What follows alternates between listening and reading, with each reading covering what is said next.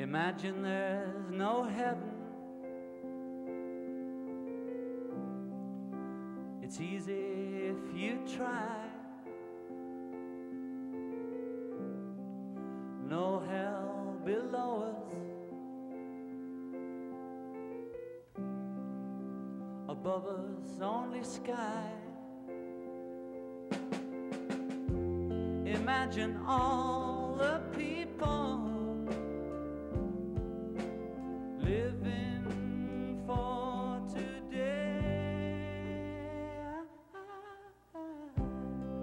Imagine there's no countries. It isn't hard to do. Nothing to kill or die for, and no religion too. Imagine all the people living life in peace.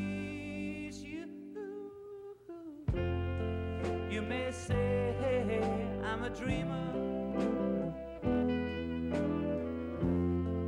but I'm not the only one. I hope someday you'll join us, and the world will live as one. Imagine no possessions. I wonder if you can. No need for greed or hunger.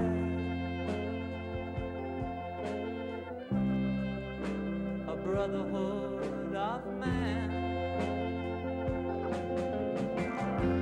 Imagine all the people sharing all the world.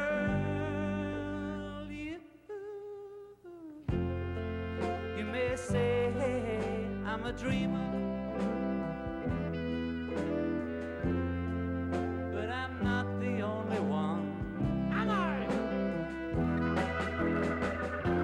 I hope someday you'll join us, and the world will be as one.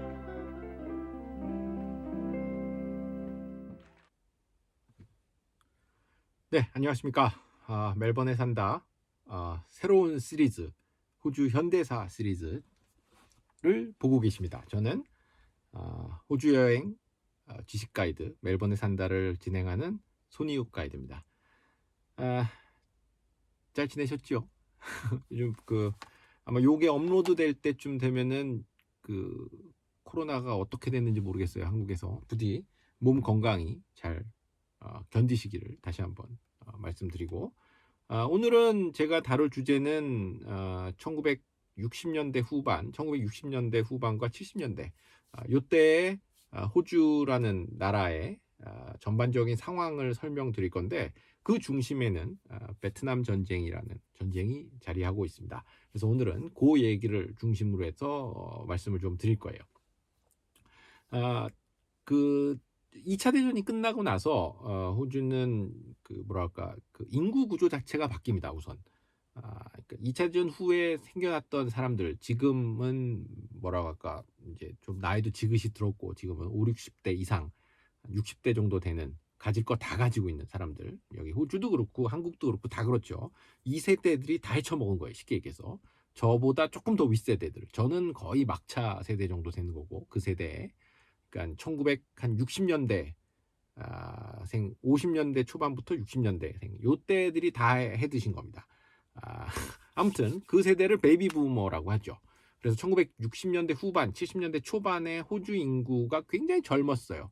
그래서 호주 전체 인구의 약 한 40% 정도가 20대 미만인 사람들이었고, 그 당시를, 그때를 대표했던 사람들을 쉽게 얘기해서 베이비 부머라고 얘기하고, 그 사람들은 그 전에 세대들, 부모 세대들하고는 완전 다른 신세대, 그 당시만 해도 신세대 사람들이었던 겁니다.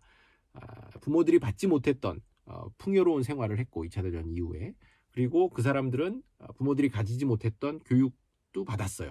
그래서 생각보다 대학 진학률도 높았고, 그러면서 그 뭐 크게 문제 없이 컸고 교육도 많이 받아서 그 전에 부모 세대들이 가지고 있었던 뭔가 그 호주에서 그 당시 부모 세대들이 가지고 있었던 전쟁을 치르고 막 이랬던 약간 그 냉전 시대의 그러한 사고하고는 완전 결별하는, 그게 이제 미국도 그렇고 호주도 그렇고 히피 문화를 시작으로 해서 1960년대 미국에서도 그렇고 그다음 70년대 호주에서도 그렇고 이런 문화적인 게 바뀐 겁니다. 비틀즈가 나오고 그다음에 그 우드락 페스티벌이 열리고 막 그런 거죠. 지미 앤드릭스가 기타를 막 뜯고 막 이런 세대죠. 쉽게 60년대, 70년대가.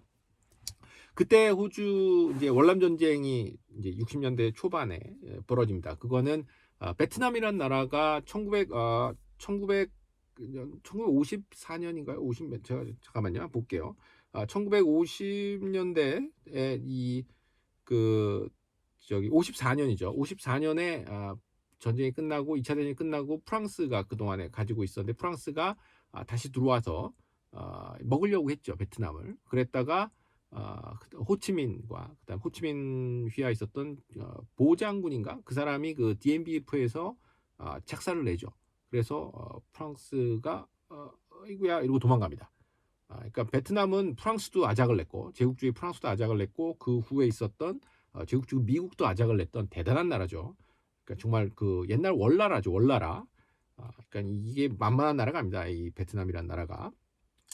자, 아무튼 그때 이제 호치민의 이제 북베트남과 남베트남으로 나뉘죠. 그래서 북베트남은 이제 공산 정권이 들어오고 남쪽은 약간 그 자유주의, 그러니까 자본주의를 하지만 이 부패와 이런 것들이 아주 만연한 그러한 국가가 됩니다. 그래서 붙은 게 결국은 이제 베트남 전쟁이 되는 거죠. 자, 아무튼 그 당시에 호주는 2차 대전이 끝나고 나서 이 아시아 태평양 지역에서 우리가 그 미국 형님하고 더 좀 끈끈한 관계를 유지해야겠다. 그래서 원래 이 호주하고 뉴질랜드는 한 세트거든요. 그러니까 1차 대전도 그렇고 2차 대전도 그렇고 뭐 심지어 월남전도 그렇고 이 전쟁에 나갈 때는 이게 한 세트로 나갑니다. 그래서 안작이라고 하죠. 오스트레일리안 뉴질랜드 아미 콥이라고 해서, 그래서 그거를다가 플러스 미국을 붙여요. 그래서 1951년에 ANZUS라고 하는 조약을 맺습니다. 그래서 이 상호 방위 조약 같은 거죠. 그래서 미국에서 문제가 생기면은 호주하고 뉴질랜드는 미국 형님을 위해서 싸워주고, 뉴질랜드하고 호주가 위험에 처하면은 우리 미국 형님이 와서 니들을 구해줄게. 이런 협약입니다. 거기에 따라서 베트남 전쟁이 발발했고 호주 같은 경우는 형님 저희가 합니다 이러고 나가서 싸워주는 겁니다. 그러면서 이제 호주도 베트남 전쟁에 참전을 했죠. 62년부터 이제 군인들을 보내기 시작했습니다. 그 당시에 문제가 됐던 게 징집제도예요. 그러니까 제가 나중에 본론으로 들어가서 우리 고위틀럼 얘기할 때 이 징집제도에 대한 내용을 잠깐 제가 또 다룰 건데, 호주는 처음에 연방 정부가 탄생하고 나서 이제 전쟁이 발생하면은 전쟁을 디클레어 해야 되죠. 그것도 거버너 제너럴가 합니다. 총독이 그 전쟁을 선포하면은 이제 애들을 뽑을 수 있어요. 그렇지만 그거는 국내에서만 쓸 수 있는 거예요. 그걸 해외로 보내려면, 해외로 파견하려면은 국민의 동의가 또 필요한 겁니다. 쉽게 얘기해서. 그래서 1차 대전 때 막 그거 끝나고 나서 그 빌리 휴이라고 하는 그 당시 노동당을 대표했던 수상이 2번의 국민투표를 하죠. 이거 애들 보내야 된다. 안 된다. 그래서 2번의 국민투표에서 지고, 그러고 나서 결국은 그때부터 노동당이 쪼개지게 되는 결과를 낳게 됩니다. 그거는 나중에 제가 설명을 해드릴게요. 자, 아무튼 이때도 애들을 뽑아서 월남전 때 그 법률안이 약간 바뀌면서 해외로 파견을 시작한 겁니다. 그것도 징집하는 것도 다 가는 게 아니라 추첨제로 갔어요. 이때는. 그러니까 그거에 대한 불만들이 막 쌓이기 시작했죠. 그러면서 어떤 사람들은 자기가 징집 대상이 되면은 월남전에 가기 싫어서 일부러 도망 다니고, 그러다 걸리면 영창 가고 막 이러한 상황이 벌어지고 있었던 때입니다. 그때만 해도 그러니까 당시 여론은 그런 거였어요. 미국과의 우방 관계도 생각해야 되고 미국과의 무역 관계도 생각을 해야 되고 그러려면은 뭐 우리도 좀 도와는 줘야겠는데 그래 전쟁은 그래 하자. 또 우리가 자유주의 진영으로서 그 공산당이 내려온다고 하는데 그것도 막아줘야 되겠고 실제로 50년대 초반에 그 50년에 6.25 전쟁 때도 왔죠 실제로. 그러다 보니까 그건 좋은데 대신 애들은 보내지 마라 이거였어요 그 당시만 해도. 그래서 자 이런 상황에서 이제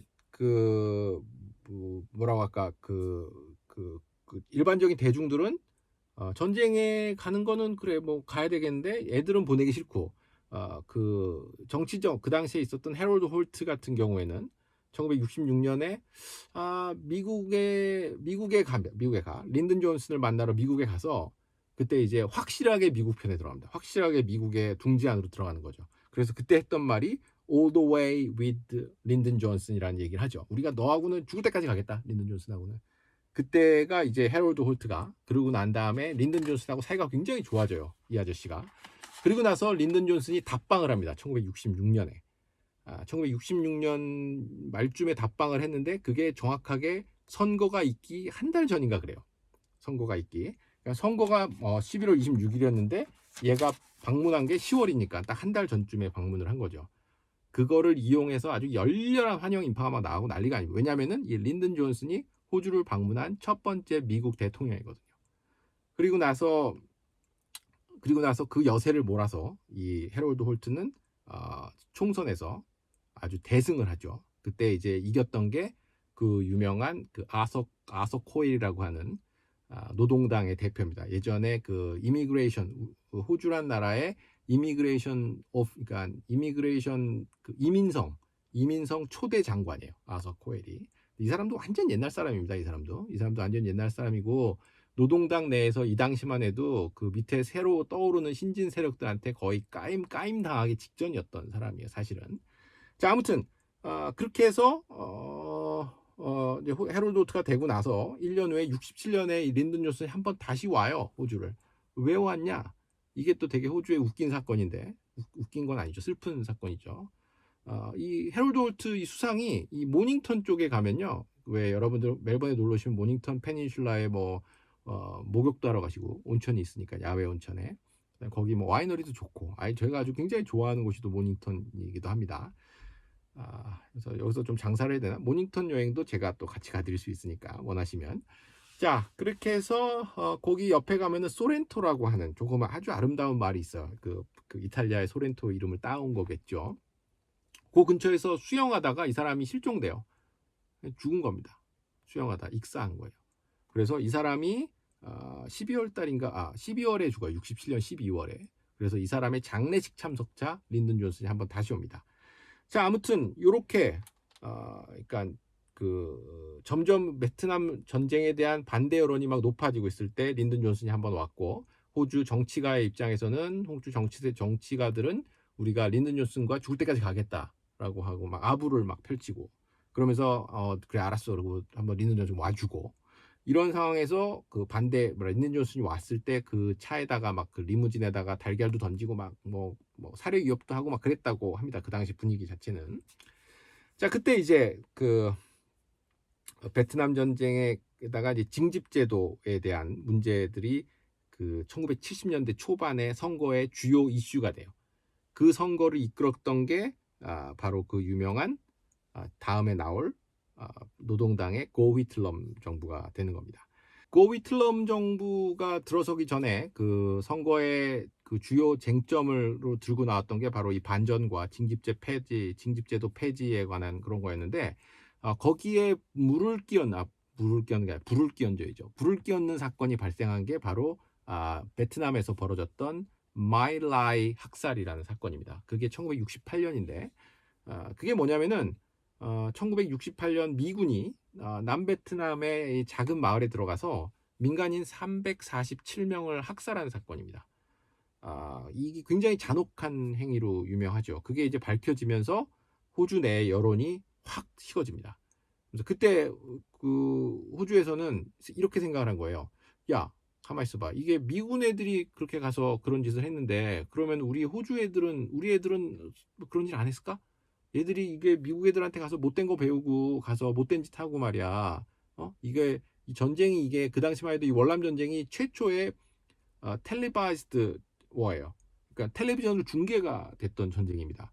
그러니까 그 계속해서 사람들이 이 전쟁의 참상을 눈으로 직접 봤던 전쟁이 이 베트남 전쟁이에요. 거기다가 이러한 학살 사건까지 벌어지고 나니까 호주 여론도 굉장히 차게 식었고, 그때 미국의 여론도 이제 진짜 악화될 대로 악화됐죠. 그러면서 1970년대가 들어서면서 미국 정부도 이제 어떻게 하면은 베트남에서 발을 뺄 수 있을까라는 생각을 하게 됐고, 그때 호주의 입장은 눈치만 보는 겁니다. 미국 형님의 눈치. 미국 형님이 나오면 우리도 잽싸게 나와야지. 그렇지만 미국 형님들이 가만히 계시면 우리도 계속 있어야 된다라는 게 호주 정부의 스탠스였습니다. 그때 그 반전단체, 미국에서 먼저 있었던 게 그 유명한 모라토리엄입니다. 그러니까 베트남 워 모라토리엄이라는 건데, 그게 1969년 10월에 미국에서 먼저 벌어집니다. 1200개 도시에서 한 50만 명 이상이 참여했다고 합니다. 그러니까 반전 시위예요. 그러니까 여기서 말하는 모라토리엄은 뭐 경제 용어로는 뭐 지불을 정지한다든지, 우리 뭐 자빠지는 거죠. 우리 아무것도 없다, 못하겠다, 손 놓겠다, 이게 모라토리엄인데, 여기서 말하는 거는 전쟁을 손 놓자라는 뜻도 있겠지만 더 중요한 거는 우리 일반인 우리가 모든 걸 놓겠다는 거예요. 그러니까 파업을 하겠다는, 쉽게 얘기해서 그런 식입니다. 그렇게 그래도 이런 의지를 우리가 보여줘야지 얘네들이 정부에서 군인들을 우리 애들을 그 전쟁터에서 빼오지 않을까. 도덕적으로나 맞지 않는 이 전쟁에 대해서 사람들이 실무를 느끼고 거기서 빠져나와야 된다, 애들을 빼와야 된다라고 했던 게 바로 이 모라토리엄 사건입니다. 그때 먼저 있었고, 그리고 나서 1970년에 1970년 초에 멜번에서 호주도 모임을 가져요. 그러면서 이 모라토리엄을 호주에서도 시위가 벌어지는데, 그 시위가 호주 주요 도시에서 있었습니다만 당연히 가장 많은 사람들이 모였던 곳은 어디였겠습니까? 당연히 멜번이겠죠. 멜번이 약간 좀 그런 게 있죠. 그 옛날에 그 뭐라고 할까, 그 유레카 스토케이드부터 시작해서, 그리고 그 노동자들이 8시간에 그 8시간, 하루 8시간 일하는 걸 쟁취해낸 것도 빅토리아가 먼저입니다. 그리고 지금도 그 ACTU라고 하는 호주의 그 우리나라 민주노총 같은 그러한 연합회의 총 본산도 그 호주 멜번에 있죠, 시티 안에. 자, 아무튼 그 운동을 이끈 사람이 그 유명한 짐 케언스고요. 이 노동당의 짐 케언스라는 사람은 당시 그 위틀럼 정부 때 2인자까지 올라갔던 사람, 굉장히 굉장히 잘생겼어요. 나중에 한번 사진 찾아보시면 되게 멋있게 생긴 사람입니다. 자, 아무튼 반전운동의 중심이 멜번이었다라는 정도 하고, 이 운동을 통해서 사람들은 그 자신들의 의견을 이제 펴낸 거죠. 첫 번째 집회는 굉장히 평화적인 시위였습니다. 그렇지만 그게 또 몇 달 후에 2차, 3차가 이루어지는데, 그때 2차, 3차로 갈수록 처음에 일반인들은 빠지고, 그 당시에 학생들에서 굉장히 좌쪽에 있는 좌파 극렬 세력들이 붙으면서 상당히 폭력적으로 조금 변해갔던 그런 것들이 있고, 이 첫 번째 시위 때 멜번에서 벌어졌을 때 수만 명의 사람이 참여를 했는데, 그 사진을 제가 보여드릴게요, 지금 찾아서. 그래서 시작은 그 멜번의 보크 스트리트 있지 않습니까? 그 저쪽 그 보크 스트리트 동쪽 끝으로 가면은 의회 건물이 있죠. 그 앞에서 사람들이 모여서 보크 스트리트를 내려가면서 시위를 했던 게 바로 그 1970년 5월에 그 시위라고 보시면 됩니다. 아까 얘기했던 이 마일라이 그 마사커 이 학살 사건은 기존의 여론이 정부를 탓하는 여론이 어떻게 보면은 개별 군인들로 바뀌는 역할도 합니다. 그러니까 이게 군인들이 니들이 가서 이상한 짓 하고 니들이 나쁜 짓 하고 왔지라는 사람들의 생각이 있기 때문에, 이 월남전이 끝나고 베트남 전쟁이 끝나고 돌아왔던 이 호주 군인들은에 대한 대접은 1차 대전이라든지 2차 대전을 마치고 돌아왔던 사람들하고 완전 확연히 다릅니다. 그러니까 1, 2차 대전의 참전 용사들은 호주에 왔을 때 영웅 취급을 받았죠. 그렇지만 베트남 전쟁을 마치고 돌아왔던 사람들은 사람들이 좀 욕도 많이 했고 들어오면 막 침도 뱉기도 하고 막 그랬습니다. 그래서 실제로 그 RSL이라고 하죠. 그 Return Servicemen's League라고 하는 그 우리나라로 따지면 재향군인회 같은 겁니다. 거기 일부 지부는 베트남 참전 용사는 아예 받지도 않았던 그런 분위기라고 보시면 되고 월남 전쟁에 대한 분위기가. 자 이렇게 해서 이제 1969년에 그 부전 시작해서 이제 철군 계획을 세우고 결국은 1972년에 들어와서 고위틀럼 정부가 탄생되면서 완전히 빼고 그다음 징집제도 털어버리고가 그렇게 되는 역사적 그 흐름이라고 보시면 됩니다. 이 그 모라토리엄 이 운동이 또 중요했던 이유는 이게 그 여성 해방 운동을 촉발시키기도 했습니다. 제가 이거에 관련된 사진을 좀 검색하다 보니까 의외로 여성 단체들이 많이 사진에 나와요. 그래서 내가 왜 이게 이렇게 나올까 싶었는데 그 말이 있더라고요. 그러니까 이러한 그 사회적인 무브먼트가 결국은 여성의 사회 운동 참여를 더 촉발시켰고 결국은 그게 나중에 1972년에 고위틀럼이 들어오면서 그 이퀄 페이, 그러니까 남자 여자 똑같이 똑같은 일을 하면 똑같은 돈을 받아야 된다라는 그러한 판결을 이끌어냈던 어떻게 보면은 그 촉매제라고 할까요?가 바로 이 모라토리엄 사건이라고 보실 수도 있습니다.